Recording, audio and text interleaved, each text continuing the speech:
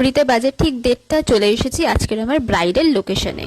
এই দেখো আজকের রিসেপশন ওর রুমকির। আগের দিন বিয়েতে ও আমার কাছে যে সেজেছিল, বিশ্বাস কর প্রত্যেকে আমাকে মেসেজ করে ইন্ডিভিজুয়ালি বলেছে যে তোকে ভীষণ সুন্দর লাগছে। কিছু কিছু মানুষ তো বলছে পুরো লক্ষ্মী ঠাকুরের মতো লাগছে দেখতে, মানে সবাই ভালো বলেছে। তো আগের দিন তো তুই বলেছিলি, তো সবাই কি বললো দেখে যদি একটু শেয়ার করিস। সবাই আমাকে একটাই জিজ্ঞেস করেছে যে কি সাজিয়েছে, ভীষণ সুন্দর সাজিয়েছে, তোর মন মতো হয়েছে তো? ভীষণভাবে নিতে স্যাটিসফাইড। Okay, thank you. তাহলে আজকের লুকটাও দেখা যাক এরকম হয়, ঠিক আছে? ব্রাইডের লোকেশনে এসে আমি আর মাইকে বসে আছি। যাই হোক, ব্রাইডের এখন হাত কাপড় চলছে।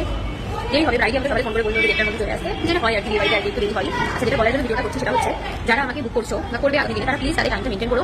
6 মাস আগে বা 1 বছর আগে আমাকে যেই টাইম স্লটটাকে তোমরা বুক করছো, এবার যতদিন তোমাদের দিনটা এগোচ্ছে, মানে স্পেশাল দিনটা, ততদিন তোমরা বারবার করে যদি তোমাদের নিজেদের টাইমটাকে চেঞ্জ করতে থাকো, সেটা আমার জন্য ভীষণভাবে একটা প্রবলেম হয়। কারণ আমি যেমন ব্রাইডে করে পার্টি মেকআপ করে থাকি, এবার তারপরে যেটা হয় সেকেন্ড যে বুকিংটা আমার কাছে আসে, তখন সেখানে আমার টাইমটা বলতে বা বুঝতে কনফিউশন হয়ে যায়। সো প্লিজ তোমরা কেউ এটা করো না। তোমরা যেই টাইমটা প্রথম থেকে বলে আসছো সেটা মেনটেন করার চেষ্টা করো। এবার 15-20 মিনিট এগুলি হয়, কিন্তু তোমরা প্রথম থেকে বলবে 2:30, তারপরে বলবে 4:30, তারপরে বলবে 3:30, এরকম যদি ভাবে একটা চেঞ্জ করতে থাকো, তখন আমার পক্ষে সেটা খুবই অসুবিধাজনক হয়ে পড়ে। সো কলেজ থেকে বুক করছো, প্লিজ নিজের টাইমটা একটু মেনটেন করো এবং একটা ঠিকমতো টাইম হিসাবে বিবেচনা করে তারপরে আমার সাথে কথা বলো। এটা আমার তোমাদের সবার রিকোয়েস্ট। তো আজকে রিসেপশন লোকের মানুষকে শেয়ার করবো, ব্রাইডের হাতে কথা বলে আসো, তারপর দেখা যাক কি হয়।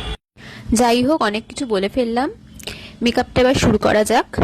রুমকের স্কিন প্রিপারেশনটা ভালোভাবে করে ওর বেস মেকআপটা আমি পুরো কমপ্লিট করে নিয়েছিলাম 1 ঘন্টার মধ্যে। কারণ 3:30 নাগাদ আমাকে বেরিয়ে যেতে হবে একজন আন্টির পার্টি মেকআপ করার জন্য। তার মেয়ে আমাকে জানুয়ারি মাসের প্রথমেই বুক করে রেখেছিল তার মাকে সাজানোর জন্য। তাই তাদের পছন্দের টাইম স্লটেই কিন্তু আমাকে গিয়ে কাজটা করতে হবে, যেটা খুবই ন্যাচারাল। সেই জন্য আমি একটু তাড়াহুড়োতে আছি, দেখা যাক কি হয়। ব্রাইডকে আমি এত দূর করে জাস্ট একটা পার্টি মেকআপ করতে যাচ্ছি। চিন্তা করিস না, এসে আমি বাকিটা কমপ্লিট করছি, ঠিক আছে? আমি তাড়াতাড়ি চলে আসবো, একটুখানি বস। ব্রাইডকে হাফ রেডি করে এখন আরেকটা লোকেশনে যাচ্ছি। এই যে পার রয়েছে, আমি রয়েছি, সব জিনিসপত্র গুছিয়ে। দেখা যাক কত তাড়াতাড়ি সেখানে কমপ্লিট করে আবার এখানে আসতে হবে। সেকেন্ড পার্টি মেকআপের লোকেশনে আমি আর মা পৌঁছে গেছি। ফার্স্টেই শাড়িটা ঠিক করে নিয়েছি, জিনিসপত্র সব গুছিয়ে নিয়েছি। আন্টি আমাদেরকে বলেছিল 3:45 নাগাদ যেতে, তো আমরা সেই সময়ই চলে গেছিলাম। যাই হোক, আন্টি বসতে বসতে ওই 4:20 মতো হয়ে গেছিল। তো একটু টেনশন কাজ করছিল, কারণ ওইদিকে আমাকে এনি হাও 5টার মধ্যে ঢুকতেই হবে, কারণ ওখানে আমার ব্রাইড রয়েছে এবং তার সাথে আরও কিছু পার্টি মেকআপ ছিল। তো আন্টি আমাকে বলেছিল একদম যাতে ন্যাচারাল মেকআপটা হয়, বেস লাইট হয় স্কিন টোন অনুযায়ী, যেটা কিনা আমাদের মা কাকিমারা চেয়ে থাকে, যাতে কোনো রকম হেভি মেকআপ না হয়। আর আমি সেই কথাটা মাথায় রেখেই কিন্তু ওনার স্কিন টোন অনুযায়ী একটা লাইট বেস করেছিলাম। শুধুমাত্র ওনার একটাই রিকোয়ারমেন্ট ছিল যে ওনার যে হেয়ার স্টাইলটা, মানে খোপাটা, সেটা যাতে একটু বড় হয়। আন্টির বুকিং ছিল ম্যাকের, সেই কারণে আমি ম্যাক দিয়ে বেসটাকে ভালোভাবে সেট করে নিচ্ছি। দেখতেই পাচ্ছ ওনার স্কিন টোনটা কিন্তু আমি এক্স্যাক্ট মেনটেন করেছি। আচ্ছা, একদম হালকা করে পরিয়ে দিই। কি কাজল? কাজল একদম হালকা করে। ভালো লাগে? হ্যাঁ, ভালো লাগবে, খারাপ লাগবে না। চোখটা বন্ধ করো। এবার আসি হেয়ারে। তোমরা দেখছো আন্টির হেয়ার লেন্থটা কিন্তু কম এবং একটু পাতলা, তো আমাকে ম্যানেজ করতেই হবে। এবং ওনার একটাই মাত্র যেহেতু চাহিদা ছিল যাতে চুলের খোপাটা বড় হয় এবং খোপার চারপাশে যাতে আমি সুন্দরভাবে ফুল লাগিয়ে দিই, তো আমি আমার মতো চেষ্টা করেছি ওনার মন মতো করার। ফার্স্টে চুলটাকে ভালোভাবে ক্রিম্প করে নিয়ে একটা ডোনাট দিয়ে আমি বানটা করেছি। তো লাস্ট পর্যন্ত তোমরা দেখে জানিও যে আমি কতটা কি পেরেছি। তো যাদের পাতলা চুল রয়েছে, তো তাদের জন্য ডোনাটটা খুবই ভালো, তাতে কোনো রকমের ব্যাক কোমিংয়ের দরকার পড়ে না এবং চুলের পরবর্তীতে কোনো ক্ষতি হয় না। এই দেখো, এই যে এবার দেখতে পাচ্ছ যে মাথার স্ক্যাল্পে যে ফাঁকাগুলো রয়েছে, আমি সেখানে লরিয়ালের একটা স্প্রে ইউজ করে নিচ্ছি। আর এই হচ্ছে খোপাটা। আন্টি কেমন লাগলো? ভালো লেগেছে কি? ঠিক আছে সাজটা পুরো? হ্যাঁ, ঠিক আছে। আর খোপাটা তুমি যেরকম বলেছিলে ঠিক আছে তো? ফুল দিয়ে বড় করে? আচ্ছা, আমার ক্যামেরাতে হ্যাঁ, এমনি সব ঠিক আছে তো? হ্যাঁ, ঠিক আছে। ঠিক আছে।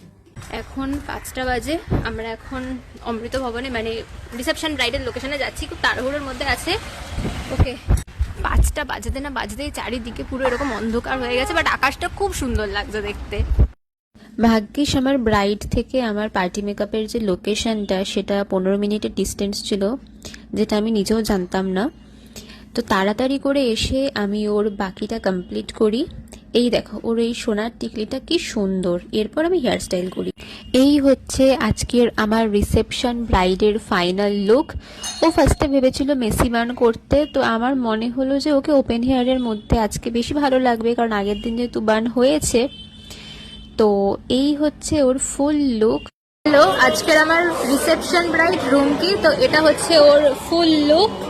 আচ্ছা, ওর কাছ থেকে একটু শুনে নিই যে ওর কেমন লাগলো, সে একটু যদি শেয়ার করিস। একটু জোর, একটু জোর। সাজে ওর কাছে ভীষণ ভালো লেগেছে আর আমি ভীষণভাবে স্যাটিসফাইড আর খুব সুন্দর সাজিয়েছে। সবকিছু পছন্দ হয়েছে তো? ঠিক আছে, থ্যাংক ইউ, থ্যাংক ইউ। ব্রাইডের সাথে সাথে আরো 5টা পার্টি মেকআপ করেছিল, তার মধ্যে এই দিদিকেই একমাত্র আমি সাজিয়েছিলাম, বাকি 4জনকে শ্রেয়া সাজিয়েছিল।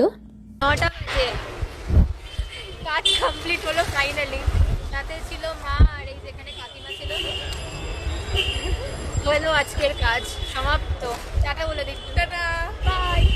আমাদের সাথে আজকের আমার 3টে কাজের ছবি শেয়ার করলাম। তোমরা প্লিজ কমেন্ট করে জানিও প্রত্যেককে কেমন লাগছে। সবাই ভালো থেকো, সুস্থ থেকো, টাটা।